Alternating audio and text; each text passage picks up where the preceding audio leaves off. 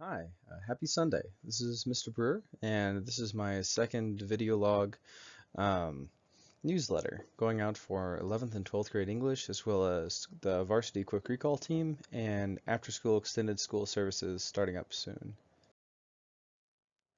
Happy Sunday.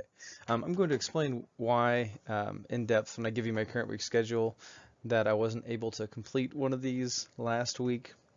I got pretty bogged down. Sorry to not follow through with the second one of these after my first one came out. I will try to get a video newsletter out every week. This video is going to contain the welcome, next week's goals for 11th and 12th grade, a quick recall, an esports update, an ESS update, and the quick summit second where we're going to talk a little bit about one aspect of summit each week to maybe make things a little bit less mysterious about how your child is interacting with the content this year. Total time for the update is hopefully going to be about 8 minutes. So 11th grade this week will be viewing the Gatsby film. We just finished the book on Monday and Tuesday. That is, one group will be viewing it on Monday and one group will be viewing it on Tuesday. It's a 2-hour class and the film is a little bit shorter than that, I believe. We're going to pause to discuss the film about halfway through. We won't watch the film straight through. And we're also going to give out permission slips for one of our optional texts called The Hate You Give. It's a movie that's coming out soon and is about inequality in America, which is going to be part of this unit as we get into reading Nickel and Dimed, which is about living below the poverty line in America today. Speaking of Nickel and Dimed, on Wednesday and Thursday, after we finish our final Socratic discussion for Gatsby, which is that 25-minute discussion where students bring their questions that they've been writing down in their journals for the past 5 weeks as we read the book, they bring those questions in and they'll use those to drive a really meaningful 25-minute deep dive into the ideas and themes behind The Great Gatsby that Fitzgerald was trying to talk about, the 1920s. And that'll tie us right into that first reading for Nickel and Dimed, which will be through Google Classroom or printed out for some students who would prefer to have it printed. These will be kind of beefy printouts though, so I'd prefer not to print it often.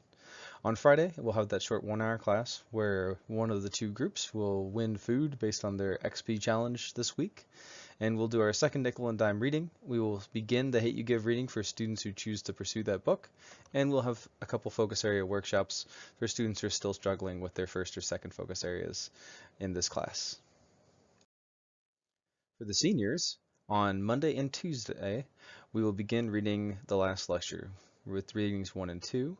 And we'll be doing a focus area workshop as well as looking at that first key project. On Wednesday, they'll have mentoring in the AM, so they'll be meeting with their mentors and working on focus areas when they are not meeting with their mentors. This time is set aside for students to do the self-directed aspects of Summit, like focus area work, taking notes on the many different resources that Summit provides for students to study ahead of those assessments. This is not all self-directed time. Students should be able to pull teachers over to give them a hand or release assessments during this time also. On Thursday and Friday, we'll have those shorter 1-hour classes, so students will have both me and Mr. Harden, the math teacher. We'll be doing our short story Socratic seminar makeup day, which is a mouthful to say. And that is a test grade for students who were out last Thursday or didn't have satisfactory annotations for their short story, which was a third of the grade. I'm giving an opportunity to do a makeup grade at a drop of 10%. So they can earn up to 90% on that assignment on the makeup day this Thursday. On Friday, we'll do our first part of our essay portion of this unit, and we're going to almost finish out the Socratic unit. They will have the full day to write the first draft of their essay response to the short story they chose. Over the weekend, I'm going to mark up their essays for revision and return them to the seniors on Monday. My revisions will be a guide to an A+ for every single essay, so students will get the whole day on Monday or Tuesday whenever they're back with me to perfect their essay based on my guidance. I will write up on the essays how to get from wherever they're at to that perfect score on the essay. So they'll have the full day in class with my assistants and Miss Bosworth's assistants if it's the co-teaching class. Now to get a little bit away from our academics and into our academic team, Varsity Quick Recall, we just had our first match at Fairdale. It was actually the second week of the competitive schedule, but we weren't able to field a full team on that first week. We did not beat Fairdale, but we did have a good match. Our next match is actually going to be a home match on October 17th, this Wednesday at Phoenix. If your child is interested in Quick Recall, please let me know. There are some academic requirements to be on an academic team. There are also some behavioral requirements to be on an academic team, but I kind of look at that as a case-by-case basis, and I'd love to give people a chance to travel around and compete in an academic team after school. It's a lot of fun. That's my 6th year doing it. Our schedule is on the screen right now, so if you want to pause, you can take down these if you are a team parent. All right. Also well, I guess this still technically counts as academics. We're going to start doing ESS after schools on Thursdays from 2:30 to 4:15 p.m. So students who are looking for extra assistance in English will be able to contact Mr. Harvey to sign up for extended school services, which is basically after school tutoring and workshop time. This will be starting up soon. As far as I know, it's not this week. It won't be the week of the 15th, but it will be beginning soon. This is a really useful space for your student to have some extra time to work very clearly and focused on English, on writing, on whatever their primary text is. If they're reading The Hate U Give, on discussing it and parsing what's going on in the book. If they're doing nickel and dimed, which is a more difficult text, discussing that after school for a little bit of extra time. And this will be from 2:30 to 4:15 on Thursdays. There will probably also be a math ESS on Monday or Tuesday with Mr. Harden or Mr. Chapman. So if you are not interested in extra time in English, but you are interested in extra time in math, you can contact Mr. Harvey and find out when math ESS will be starting up as well.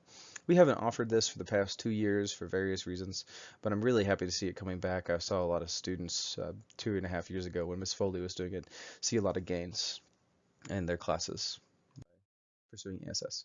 Which brings us to our summit second.